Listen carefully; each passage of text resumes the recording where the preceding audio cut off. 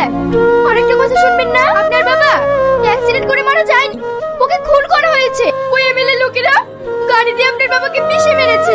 আমার মা ওদের বাড়িতে কাজ করতো, আমার চোখের সামনে আমার মাকে মেরে দিয়েছে।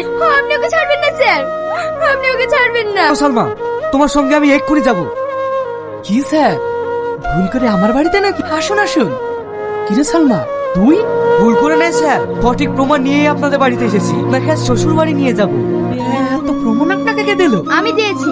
এতদিন আমি দুধ দিয়ে কালসা পুষেছি। তা না হলে আমি আপনাদের শয়তানি মুখোশটা খুলতে পারতাম না। ভেতরে ঢোক, সব তল্লাশি কর। এই, আমার বাড়িতে কেউ ঢুকবে না। এই সাল্লু, এই রোহন,